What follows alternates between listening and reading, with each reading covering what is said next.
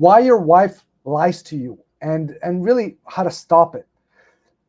And to get this ball rolling here, first I really want to take a step back and have you understand, why does anybody lie? Never mind your wife. Like, why would somebody have a need to lie? What would be the driver for somebody not to tell the truth? I know it sounds like a silly question, but really ask yourself, because we tend to get very pissed easily when somebody lies to us. But we got to do an internal check-in as well, right? Like, wow, why does somebody lie? What's driving them? Now, typically, there are two reasons. One, they're insecure and they believe that they need to protect themselves by lying, because they believe if they tell the truth, they're going to have an impact on them. Okay? Number two, they don't feel safe to tell the truth, which now has to do about you. Okay? They don't feel safe to tell the truth. And I'm not saying these are in steps or anything. Okay? There's just two reasons typically why people lie. One, they're insecure and they think the consequence of telling the truth will be bad for them. And then the second reason is they do not feel that you can handle the truth. They do not feel that you are going to be able to take it in a way where there's no consequence towards them.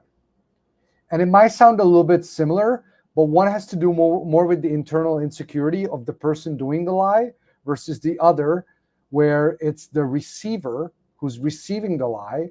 He wouldn't be able to handle the truth, right? So when it's insecurity related, typically the person who's lying will have a fear that telling the truth is going to make them look a certain way.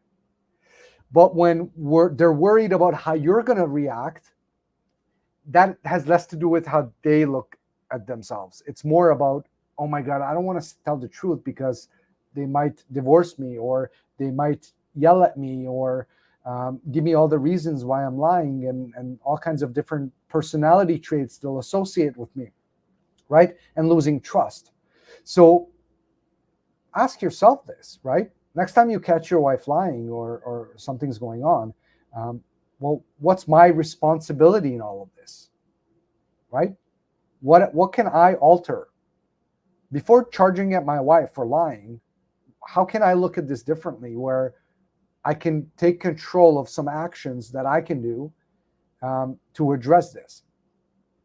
Yeah, and here's the beauty of 100% responsibility, because in either of those reasons, whether it's because she lacks a certain level of confidence, or because you're not providing a safe space, your leadership actually impacts both of those things. Maybe you haven't built your wife up often enough, and as a result, she doesn't have that level of confidence. Or the flip side, hey, maybe the last time she came to you and told you the truth about something, or there's this pattern of her telling you the truth and you just losing it, and as a result, not providing the safe space. And we touched on it earlier with respect to the work we do at the Bulletproof Husband. It doesn't just play out in your relationships with your partner. It plays out in other relationships. What are your kids holding back because they don't see you as a safe space? Yeah. What are people at work maybe not bringing to you because of how they fear you're going to react? Right? And that's why the benefits and the ripple effects, men, as a result of TBH and being in TBH, aren't just successful in their relationships. They start to be successful in their lives. Yeah, so true, so true. And the funny thing is that it relates back to this emotional safety and security, or emotional self-sufficiency, because if you have the opportunity to demonstrate to her that if and when she lies, you're not going to bite her head off, react, or get upset about it, because you understand why lies happen. You're emotionally self-sufficient enough that it's not a threat for you.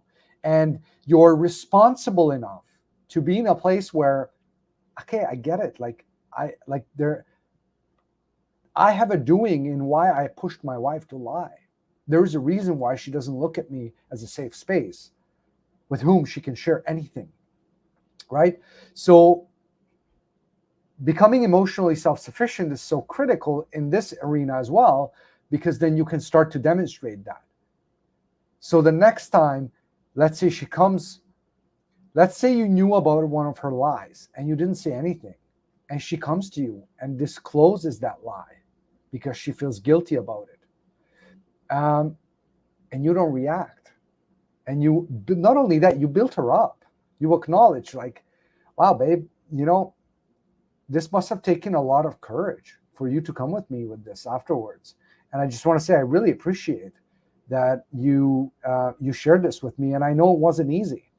How else do you feel about it, right? Like, just to role play a little bit. What a big difference in the way she would receive you.